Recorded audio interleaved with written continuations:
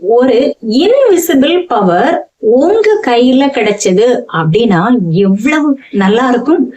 குறிப்பா நாம லவ் பண்றவங்க அல்லது நம்ம கூட இருக்கிறவங்க மனசுல என்ன ஓடுது, அவங்க நம்மளை பற்றி அப்படி என்னதான் நினைச்சிட்டு இருக்காங்க, அவங்களுக்கு நம்ம மேல ஆர்வம் இருக்கா, அல்லது அவங்க மனசுக்குள்ள போட்டு எதையாவது மூடி மறைச்சுக்கிட்டு வாயை திறக்காமலே இருக்காங்களா அப்படிங்கிறத கண்டுபிடிக்க கூடிய ஒரு பவரை தாங்க நான் இன்றைக்கு உங்க கையில கொடுக்க போறேன்.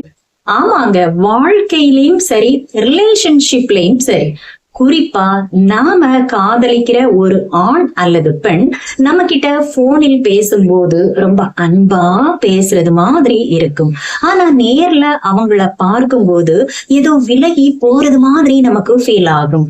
அவங்க நம்மள உண்மையிலேயே விரும்புறாங்களா, அவங்களுக்கு நம்ம மேல ஆர்வம் இருக்கா, அல்லது நம்ம கிட்ட எதையாவது மறைக்கிறாங்களா, தேவையில்லாம நமக்கு மிக்ஸ்டு சிக்னல்ஸ்களை கொடுத்துட்டு இருக்கிறவங்கள நாம எப்படித்தான் அடையாளம் காண்பது அப்படிங்கிறத அவங்க வார்த்தைகளை வச்சு மட்டும் நம்மால் கண்டுபிடிக்கவே முடியாதுங்க. ஏன் தெரியுமா? ஏன்னா மனுஷங்க போய் சொல்லலாம், வாயால என்ன வேணாலும் சமாளிக்கலாம், ஆனா அவர்களுடைய உடல் மொழி பாடி லாங்குவேஜ் எப்பொழுதுமே உண்மையை தாங்க பேசும். மவுண்ட் எவரெஸ்ட் ஏறுறது எவ்வளவு கஷ்டமோ அது மாதிரி தாங்க சில பேருடைய ஃபேக் ரிலேஷன்ஷிப்ப முதுகுல சுமந்துட்டு நடக்கிறதும் கஷ்டம். இன்றைக்கு நாம இந்த காணொலியில ஒரு ஆணும் பெண்ணும் எப்படிப்பட்ட சைலண்ட் பாடி லாங்குவேஜ் சிக்னல்ஸ் மூலமா தங்களுடைய உண்மையான மனநிலையை வெளிப்படுத்துறாங்க அப்படின்னு எடுத்து காட்டக்கூடிய ஒரு 5 உளவியல் ரகசியங்களை பற்றி தாங்க பார்க்க போறோம். இதை மட்டும் நீங்க கத்துக்கிட்டீங்க அப்படின்னா உங்க வாழ்க்கையில நீங்க நம்புறவங்கள்ல யார் உங்களுக்கு உண்மையா இருக்காங்க, யாருக்கு உங்க மேல ஆர்வம் இருக்கு, யார் உங்ககிட்ட மேலோட்டமா சும்மா பேருக்கு பேசுறாங்க அப்படிங்கிறத உங்களால ரொம்ப ஈஸியா கண்டுபிடிக்க முடியுங்க. Action speak louder than words அப்படின்னு சொல்லுவாங்க.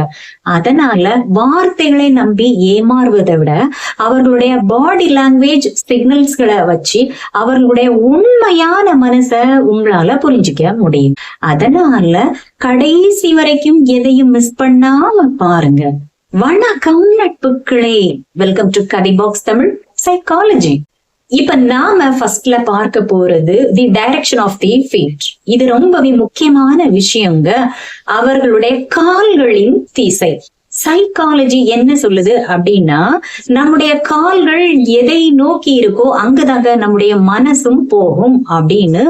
குறிப்பா ஒரு ஆணும் பெண்ணும் ஒரு இடத்துல மீட் பண்ணும்போது இதை நீங்க ரொம்ப ஈஸியா கவனிக்கலாம். நீங்க உங்க காதலர்கிட்டயோ அல்லது துணையிடமோ ரொம்ப ஆர்வமா பேசிக்கிட்டே இருக்கீங்க அப்படின்னு வச்சுக்கோங்க.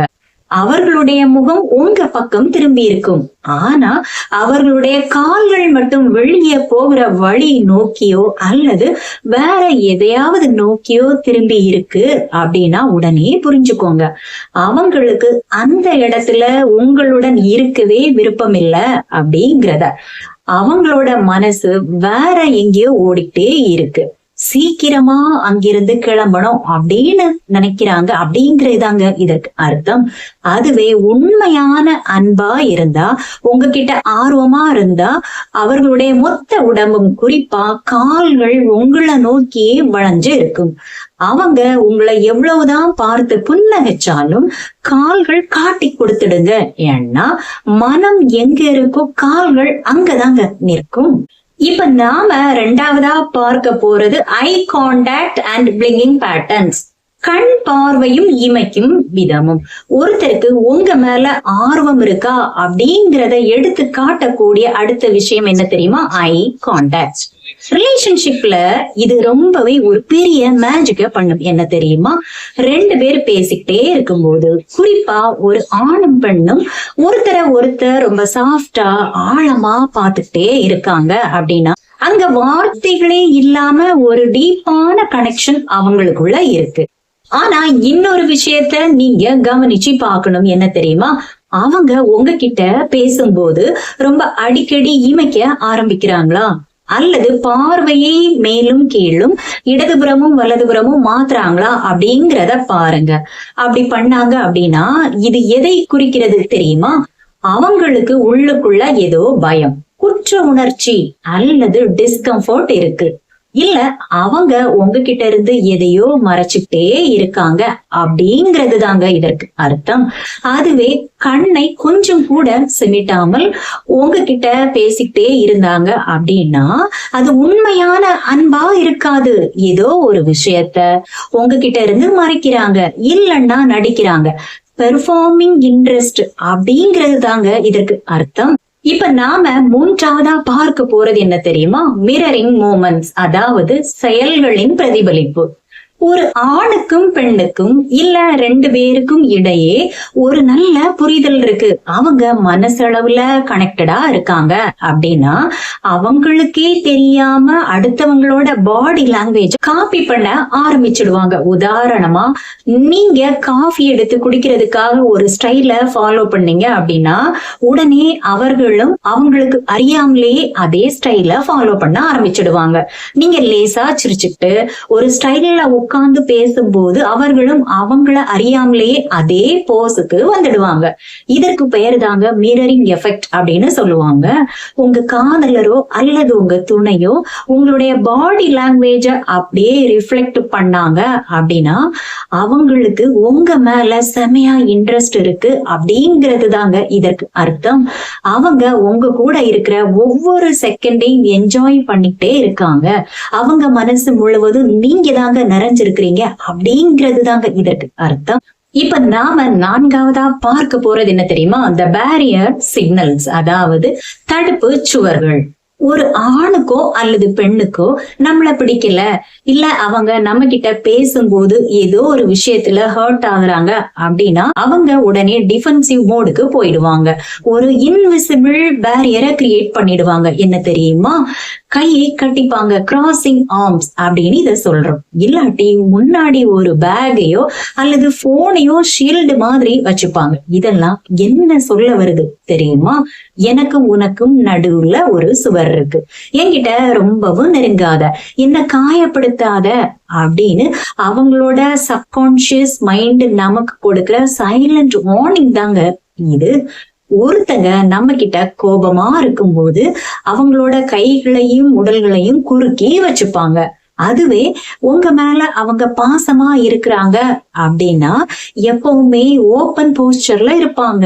எந்த தடுப்பும் இல்லாம உங்ககிட்ட இன்னும் கொஞ்சம் முன்னாடி சாய்ந்து பேசுவாங்க.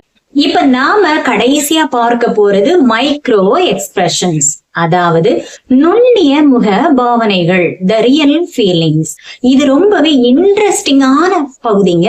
இந்த மைக்ரோ எக்ஸ்பிரஷன்ஸ் அப்படிங்கிறது சில வினாடிகள் மட்டும் முகத்துல வந்துட்டு போற ஒரு விஷயங்க. இது அடுத்தவர்களுடைய உண்மையான உணர்வுகளை உடனே படம் பிடிச்சு காட்டிடும். இப்ப ஒருத்தர் உங்ககிட்ட நான் ரொம்பவும் சந்தோஷமா இருக்கேன் அப்படின்னு வாயால சொல்லுவாங்க, ஆனா அவர்களுடைய உதடு மட்டும் ஒரு பக்கமா லேசா வளைஞ்சிருக்கும், இல்ல முகத்துல புன்னகை இருக்காது. உண்மையான சிரிப்பா இருந்தா அந்த சிரிப்பு அவர்களுடைய கண்ணிலும் தெரியும். இதத்தாங்க சைக்காலஜில ட்விஷன் ஸ்மைல் அப்படின்னு சொல்றோம். கண்ணை சுற்றி சின்ன சின்ன கோடுகள், க்ரோஸ் ஃபீட் விழும். ஆனா வெறும் வாயால மட்டும் பற்களை காட்டி சிரிச்சாங்க அப்படின்னா அது மனசார வந்த சிரிப்பே கிடையாதுங்க. அது உங்களுக்காக போடுற ஒரு சோசியல் மாஸ்க், இல்ல நமக்காக மேலோட்டமா சும்மா சிரிக்கிற ஒரு சிரிப்பு அப்படிங்கிறத நாம தெரிஞ்சுக்கணும். இப்போ இதையெல்லாம் கேட்டதுக்கு அப்புறம் ஒண்ணு மட்டும் உங்களுக்கு நல்லா புரிஞ்சிருக்கும். யாரு உங்ககிட்ட உண்மையா இருக்காங்க, யாருக்கு உங்க மேல ஆர்வம் இருக்கு, யாரு சும்மா பேரளவில் பேசுறாங்க, யார் உங்களுக்கு மிக்ஸ்டு சிக்னல்ஸ் தந்து குழப்புறாங்க அப்படிங்கறத அவங்க முகத்தை பார்த்தே உங்களால ரொம்ப ஈஸியா கண்டுபிடிக்க முடியும். நாம அவங்க மேல அன்பு வச்சிருக்கிறோம் அப்படிங்கிற காரணத்தினால அவங்க பண்ற சின்ன சின்ன அலட்சியத்தை எல்லாம் நாம பொறுத்துக்கிட்டே இருப்போம். ஆனா மனுஷங்களோட வாயை விட அவர்களுடைய பாடி லாங்குவேஜ் தாங்க உண்மையை உறக்க பேசும். மனுஷங்க அவங்களோட தேவைக்கு ஏத்த மாதிரி தாங்க மாறுவாங்க. உங்களை மதிக்காத, உங்களுக்கு எப்பொழுதுமே மன உளைச்சலை தர்றவங்கள, மிக்ஸ்டு சிக்னல்ஸ் கொடுத்துட்டே இருக்கிறவங்கள நீங்க கொஞ்சம் கொஞ்சமா கழட்டி விட்டுட்டே இருங்க. தப்பே கிடையாதுங்க. உங்க சுய மரியாதையை யாருக்காகவும் ஒரு துளி கூடவும் விட்டு கொடுத்துடாதீங்க. நம்மள தேடி வர்ற அன்பு உண்மையானதாக இருந்தா வரட்டும், விலகி போறவங்க விலகி போகட்டும். மனச கெட்டியா வச்சுக்கோங்க. உங்களை விட்டு போனவங்களுக்கு தாங்க இழப்பு. நீங்க அவங்களுக்கு எப்பொழுதுமே கிடைக்க முடியாத ஒரு பொக்கிஷம் அப்படிங்கிறத மறந்துடாதீங்க. இந்த உலகத்துல உங்களை விட வேற எதுவுமே முக்கியமே கிடையாதுங்க. அதனால தேவை இல்லாதவர்களுக்காக நாம் எதையோ இழந்துட்டோம் அப்படின்னு வருத்தப்படாதீங்க. உங்களுடைய கோலை நோக்கி செமையா ஓட தொடங்குங்க. நீங்க ஒரு நாள் சக்சஸ்ல நிக்கும் போது இன்றைக்கு உங்களை விட்டு விலகி போனவங்க எல்லோரும் திரும்பி பார்ப்பாங்க. ஆனா நீங்க அப்போ ரொம்ப தூரத்துல எட்ட முடியாத உயரத்துல இருப்பீங்க. உங்களுடைய இந்த வெற்றி தாங்க உங்களுடைய வாழ்க்கையில் இருக்கும் அத்தனை பிரச்சனைகளுக்கு பெஸ்ட் ரிவாஞ்சா இருக்கும். இதெல்லாம் கொஞ்சம் யோசிச்சு பாருங்க. உங்க வாழ்க்கை கண்டிப்பா மாறும். இந்த சிந்தனை உங்களுக்கு எல்லாம் பிடிச்சிருந்துச்சுன்னா லைக் பண்ணுங்க. உங்களுடைய கருத்துக்களை கமெண்ட் பாக்ஸ்ல தெரியப்படுத்துங்க. இதே போல தொடர்ந்து வர கதை பாக்ஸ் தமிழ் சைக்காலஜி சேனலை சப்ஸ்கிரைப் பண்ணிக்கோங்க. மீண்டும் உங்கள் எல்லோரையும் இன்னொரு காணொலியில வந்து சந்திக்கிறேன். Until then, thank you.